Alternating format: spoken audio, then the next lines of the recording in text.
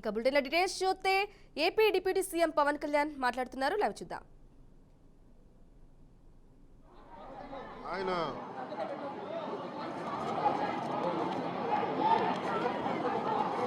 ఇది నాకు నిన్న ఈవినింగ్ ఒక 7 గంటలకు తెలిసింది. 7 గంటలకు తెలిసినప్పుడు నేను వెంటనే అందరూ నన్ను అడిగింది అంటే ప్రెస్ స్టేట్మెంట్ ఇచ్చేయండి ఇలా కట్టిన అంటే నేను చెప్పాను ఇది దాదాపు 640 పైసలకు మండలాలు మనే ఎంపీడీఓ అంటే నథింగ్ బట్ ఆయన మండలికి ఆయన కలెక్టర్ స్థాయి వ్యక్తి. అలాంటి మండలానికి సంబంధించి మొత్తం ఆయనే ఇన్ఛార్జ్ దాన్ని డెవలప్మెంటల్ ఆఫీసర్ ఆయన. అలాంటి వ్యక్తి మీద రూమ్ని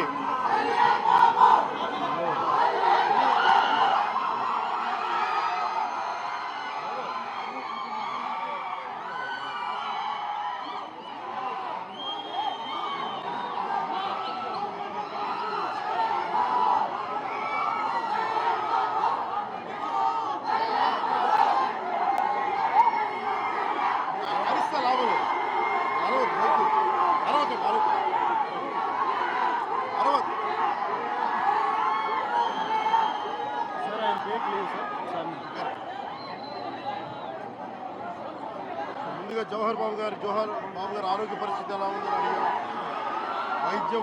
వైద్యం సరైన వైద్య విధానాలు జరుగుతున్నాయి లేదని దాని గురించి మాట్లాడాం.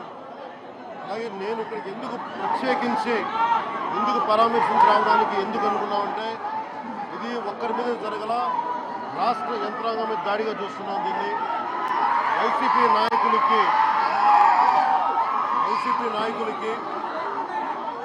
11 సీట్లు ప్రజలు పరిమితం చేసినా కానీ ఇంకా అహంకారం చావాలా. మీ అహంకారం తగ్గే వరకు నేను మిమ్మల్ని వదలను. మీరు ఇష్టానికి మాట్లాడిన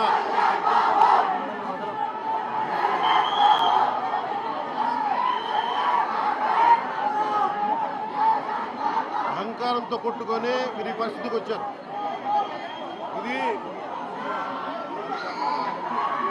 ఈ వ్యక్తి మీదే కాదు, గత గాలివీడు మండలం సంబంధించి గతంలో కూడా ఏంటా మీరు ఎప్పుడు ఏ స్లోగన్ ఇవ్వాలో మీకు తెలియదు. అక్కరండి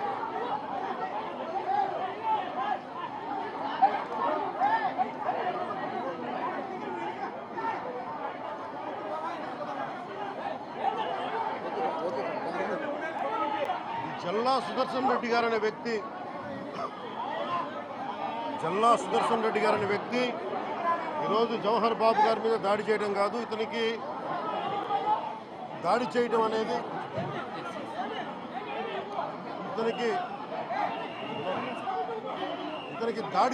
కొత్త కాదు. జల్లా సుదర్శన్ రెడ్డి గారికి గతంలో కూడా ఈయన ఇదే ఎంపీడీఓలో ప్రతాప్ గారి మీద దాడి చేశారు, శేఖర్ నాయక్ గారి మీద దాడి చేశారు, అలాగే శ్రీనివాసరెడ్డి గారి మీద దాడి చేశారు. ఇది వీళ్ళ రాజ్యాలు అనుకుంటా ఉన్నారు. ఇష్టానికి మేము చేసుకోవచ్చు.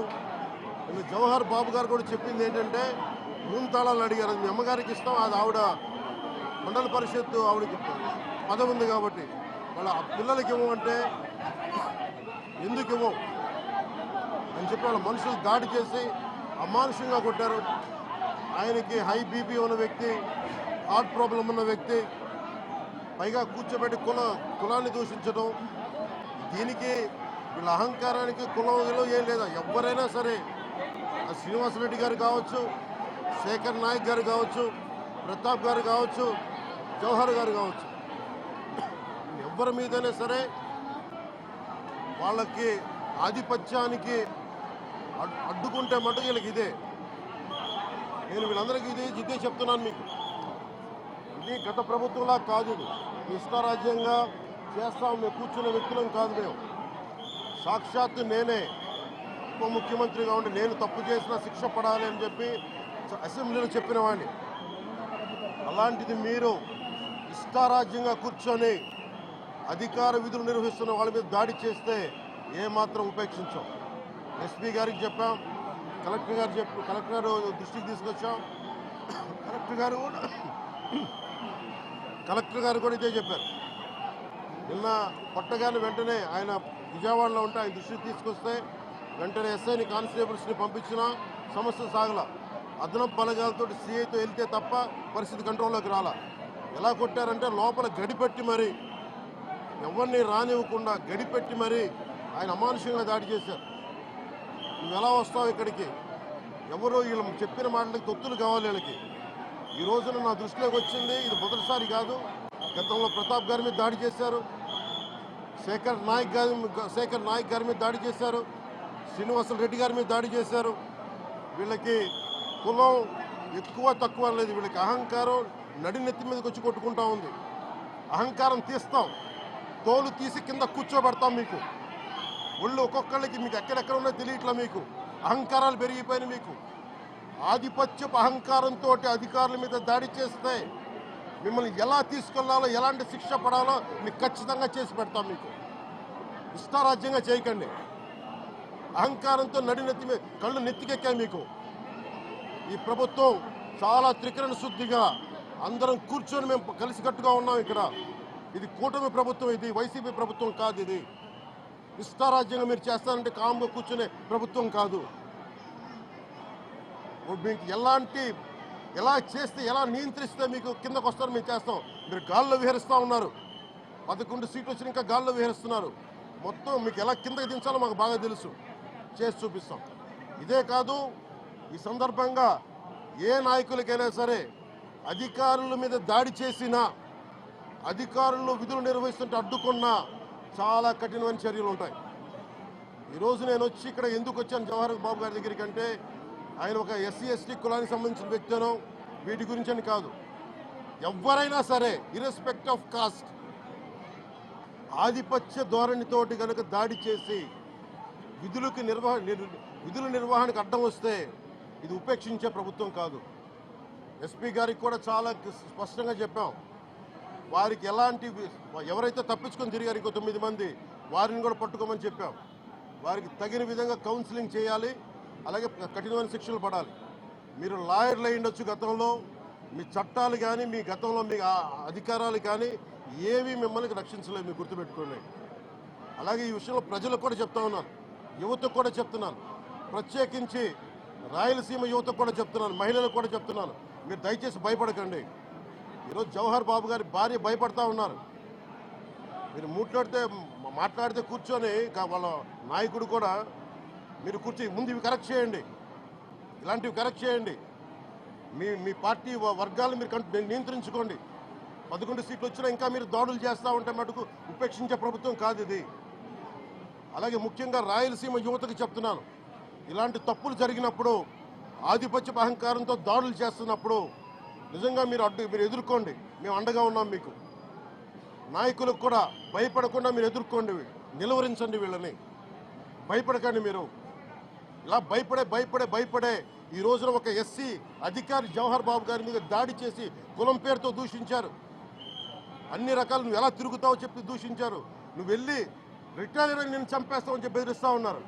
ఇవన్నీ సాక్కూడదంటే కేవలం ఇది పోలీసు ప్రభుత్వాలే కాదు, దీనికి ప్రజలు కూడా దీనికి స్పందించాలి.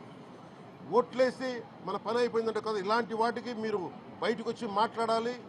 భవిష్యత్తులో ఇలాంటి నాయకులు మళ్ళీ ఎన్నికల్లో పాల్గొనాలంటే కూడా వాళ్ళకి భయం రావాలి. మీరు ఆ స్థితిలో ప్రజలు కూడా దీనికి అప్రమత్తంగా మీరు కూడా దీనికి బాధ్యత వహించండి.